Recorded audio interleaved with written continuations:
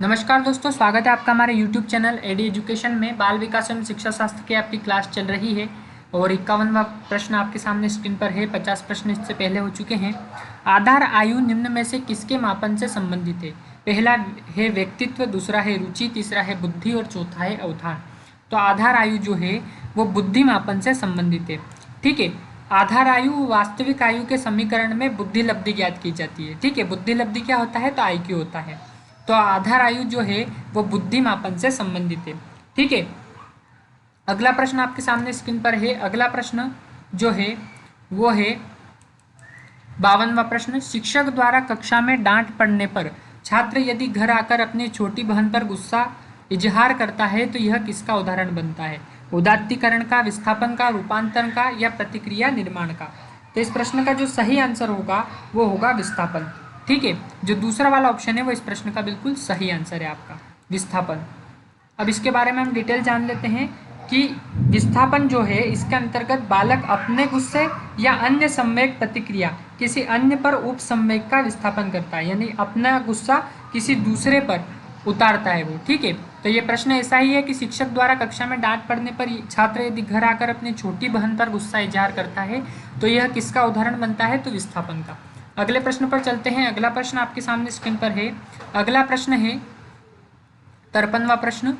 निम्न में से कौन सीखने के गेस्टोल्ट सिद्धांत से संबंधित है? स्किनर, पावलोव, थार्नडाइक या फिर कोहलर? तो इस प्रश्न का जो सही आंसर होगा वो होगा कोहलर। जो चौथा वाला ऑप्शन है वो इस प्रश्न का सही आंसर है। कोहलर एवं कोफका सीखने से गेस्टोल्ट सिद्धांत के अंतर्गत आते हैं, जिन्होंने सूझ का सिद्धांत यानी इनसाइट थ्योरी ऑफ लर्निंग का प्रतिपादन भी किया था।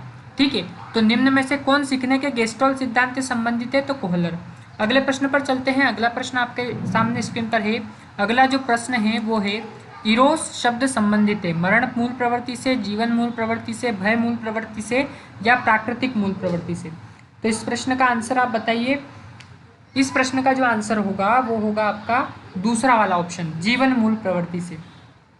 ठीक है, जो जीवन मूल प्रवृत्ति है उसका इरोस का संबंध जीवन मूल प्रवृत्ति से है। ठीक है, अब फ्रायड ने मूल प्रवृत्तियों को मूलतः दो भागों में बांटा। अब मूल प्रवृत्ति को कितने भागों में बांटा? तो दो भागों में बांटा। ठीक है, कौन कौन सी? जीवन मूल प्रवृत्ति और मृत्यु मूल प्रवृत्ति। जीवन मूल प्रवृत्ति को इरोस तथा मृत्यु मूल प्रवृत्ति को थेनाटोस कहा जाता है। ठीक है, तो यहाँ पूछा इरोस शब्द किससे संबंधित है? तो जीवन मूल प्रवृत्ति से। अगले प्रश्न पर चलते हैं। अगला प्रश्न आपके सामने स्क्रीन पर है। अगला जो प्रश्न है वो है अहम निर्देशित होता है वास्तविकता सिद्धांत द्वारा, सुख के सिद्धांत द्वारा, आदर्शवादी सिद्धांत द्वारा या सामान्य सिद्धांत द्वारा? तो इसका सही आंसर होगा आपका पहला वाला ऑप्शन, वास्तविकता सिद्धांत के द्वारा अहम निर्देशित होता है। अब अहम वास्तविक सिद्धांत द्वारा निर्देशित होता है, जबकि इदम पाश्विक इच्छाओं तथा परा अहम सामाजिक नियंत्रण का प्रतिनिधित्व करता है। ये इसका एक्सप्लेनेशन है। तो हमसे पूछा है अहम निर्देशित होता है तो वास्तविक सिद्धांतों के द्वारा, और इदम इदम जो है वो पाश्विक इच्छाओं तथा परा अहम सामाजिक नियंत्रण का प्रतिनिधित्व करता है, न उनके द्वारा निर्देशित होता है। तो अहम जो है वो वास्तविकता सिद्धांत के द्वारा निर्देशित होता है। अगले प्रश्न पर चलते हैं। अगला प्रश्न आपके सामने स्क्रीन पर है। अगला जो प्रश्न है वो है कोलिसिस्टोकाइनिन एक हार्मोन है जिसकी सुई यदि दे दी जाए तो इसे प्राणी में भूख और प्यास दोनों में ही वृद्धि हो जाती है, भूख अधिक बढ़ती है, भूख कम हो जाती है या भूख और प्यास दोनों में ही कमी आ जाती है? तो इस प्रश्न का जो सही आंसर होगा तीसरा वाला ऑप्शन, भूख कम हो जाती है। ठीक है, इसके बारे में डिटेल जान लेते हैं हम। कोलिसिस्टोकाइनिन एक हार्मोन है जिसकी सुई यदि दे दी जाए तो इससे प्राणी में भूख कम हो जाती है। ये क्या है? एक हार्मोन है, और यदि इसकी सुई व्यक्ति को दे दी जाए तो प्राणी में इससे भूख लगना कम हो जाती है। ठीक है, तीसरा वाला ऑप्शन इस प्रश्न का सही आंसर है। अगले प्रश्न पर चलते हैं। अगला प्रश्न आपके सामने स्क्रीन पर है। बुद्धि परीक्षण में एक 16 वर्षीय बच्चा 75 अंक प्राप्त करता है तो उसकी मानसिक आयु होगी। ठीक है, 8 वर्ष, 12 वर्ष, 14 वर्ष और 15 वर्ष। ये जो क्वेश्चन है ये बुद्धि लब्धि यानी IQ से संबंधित है। ठीक है, तो बुद्धि परीक्षण में एक 16 वर्षीय बच्चा 75 अंक प्राप्त करता है तो उसकी मानसिक आयु क्या होगी? तो इस प्रश्न का जो सही आंसर रहेगा वो होगा आपका दूसरा वाला ऑप्शन, 12 वर्ष। ठीक है, दूसरा वाला ऑप्शन इस प्रश्न का सही आंसर है। अगले प्रश्न पर चलते हैं। अगला प्रश्न आपके सामने स्क्रीन पर है। अगला जो प्रश्न है वो है केंद्रीय तंत्रिका तंत्र में होते हैं कौन होते हैं? मस्तिष्क, सभी अंग, मेरुदंड या मस्तिष्क तथा मेरुदंड दोनों? तो इस प्रश्न का जो सही आंसर होगा वो होगा मस्तिष्क तथा मेरुदंड। ठीक है, मस्तिष्क और मेरुदंड जो होते हैं, यानी कि जो चौथा वाला ऑप्शन है वो इसका सही आंसर है। और मस्तिष्क और मेरुदंड ये दोनों केंद्रीय तंत्रिका तंत्र में होते हैं। ठीक है, किस में होते हैं? केंद्रीय तंत्रिका तंत्र में। तो चौथा वाला ऑप्शन इस प्रश्न का सही आंसर है।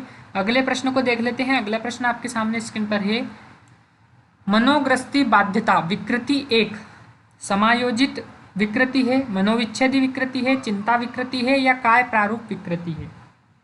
मनोग्रस्ती बाध्यता विकृति एक विकृति है। कौन सी विकृति है? 4 ऑप्शन दे रखे हैं, तो इसका सही आंसर होगा आपका तीसरा वाला ऑप्शन, चिंता विकृति। ठीक है, इसके बारे में डिटेल जान लेते हैं। तो मनोग्रस्तता एक ऐसी अवस्था होती है जिसमें रोगी बार बार किसी अतार्किक एवं असंगत विचारों को न चाहते हुए भी मन में दोहराते रहता है।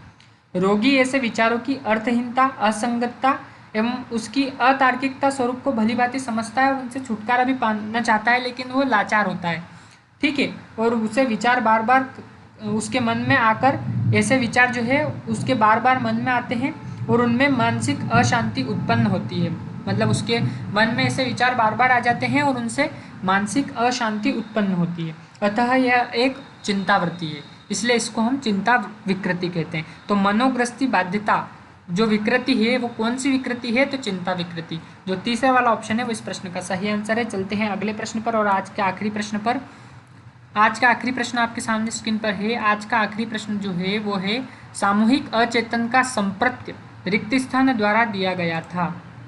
ठीक है, स्किनर, पावलोव, फ्रायड या युंग? तो इस प्रश्न का जो सही आंसर होगा वो होगा चौथा वाला ऑप्शन, युंग। ठीक है, सामूहिक अचेतन का संप्रत्य युंग द्वारा दिया गया था। ठीक है, अब युंग ने अचेतना को भी 2 भागों में बांटा है। कौन कौन सी? व्यक्तिगत अचेतना और सामूहिक अचेतना। तो हमसे पूछा है सामूहिक अचेतना का संप्रत्य रिक्त स्थान द्वारा दिया गया था, तो युंग द्वारा दिया गया था। और व्यक्तिगत अचेतना का जो संप्रत्य ये भी युंग द्वारा दिया गया था। यानी युंग ने अचेतना को, जो युंग थे उन्होंने अचेतना को 2 भागों में बांटा है, एक तो व्यक्तिगत अचेतन और सामूहिक अचेतन। तो हमसे सामूहिक अचेतन से रिलेटेड प्रश्न पूछा है, तो इसका आंसर होगा युंग, चौथा वाला ऑप्शन। तो बने रहिए हमारे साथ और देखते रहिए हमारा यूट्यूब चैनल एडी एजुकेशन।